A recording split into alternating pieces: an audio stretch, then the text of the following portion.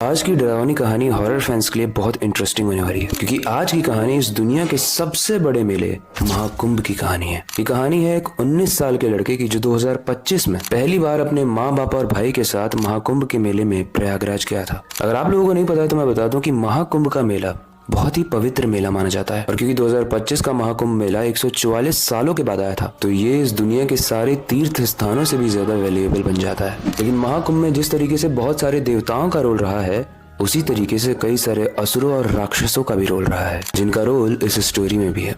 लेकिन story start करने से पहले, हेलो गाइस, मेरा नाम है अविनाश कुमार और आप देख रहे हो Seiko official show horror stories.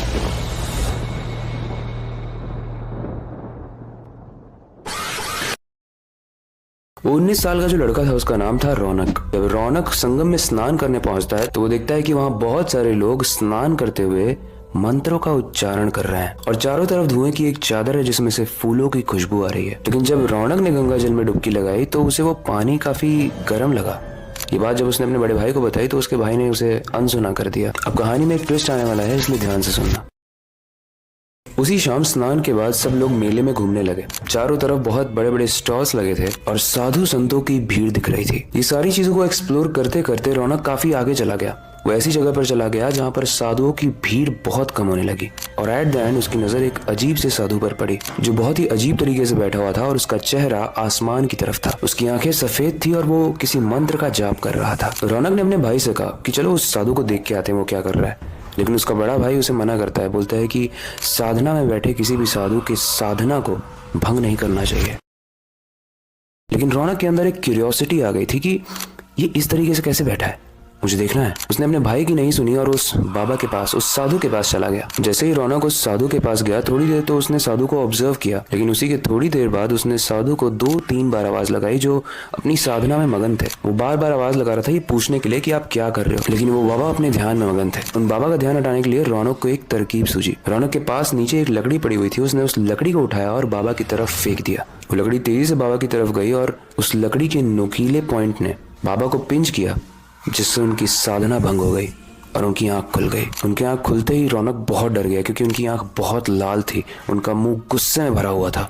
लेकिन उन्होंने कुछ बोला नहीं, बस अपने गले से एक माला उतार कर रौनक की तरफ फेंक दिया और कुछ मंत्र बड़बड़ाए। वो माला जो गुस्से में बाबा ने फेंकी थी, उस माला को रौनक ने समझा कि मैं नहीं ले जा सकता, क्योंकि शायद ये कर्स्ड हो, श्रापित हो।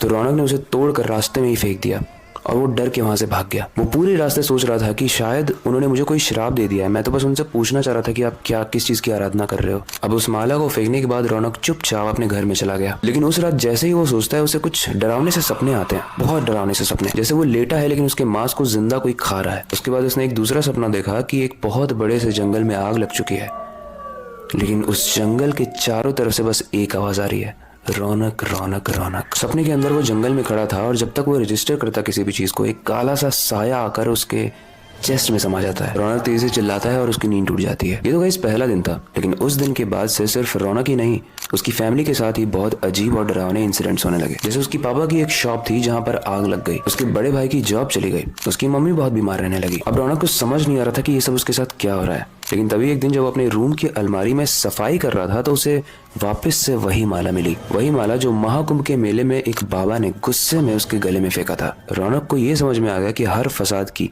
ये माला ही जड़ है। वो उस माला को उठाता है और इस बार बहुत दूर फेंक कर आता है, और फाइनली वो रिलैक्स होकर बैठ जाता है, अपने लैपटॉप में मूवी स्टार्ट करता है। तभी उसे एक प्रेजेंस फील होती है, जैसे उसके पीछे कोई है, लेकिन एक्चुअली में उसके पीछे कोई नहीं था। लेकिन थोड़ी देर बाद फिर से उसे वही साया फील होता है जो उसे फॉरेस्ट में फील हुआ था अपने सपने में। वेल गाइस, किसी तरीके से वो उस रात सो जाता है उसी बुरे सपने के साथ। लेकिन अगली सुबह उठकर वो अपने दोस्त अमित को ये बात बताता है, तो उसका दोस्त अमित बोलता है कि अगर ये सारी प्रॉब्लम उन बाबा ने क्रिएट की है तो उन बाबा से ही जाकर बात करते हैं जो तपस्या कर रहे थे। अमित और ये 19 साल का रोहन दोनों ही वापस महाकुंभ के मेले में जाते हैं और वो बाबा मिलते भी हैं, लेकिन वापस से ध्यान में लगे थे। 2-3 बार रौनक उन बाबा को आवाज देता भी है, लेकिन बाबा अपनी आंख नहीं खोलते। अमित बोलता है कुछ फेंक के मारते हैं ताकि इनका ध्यान टूटे और इनसे हम पूछें। रौनक बोलता है यही गलती तो मैंने शुरू में की थी, ये मैं दोबारा नहीं कर सकता।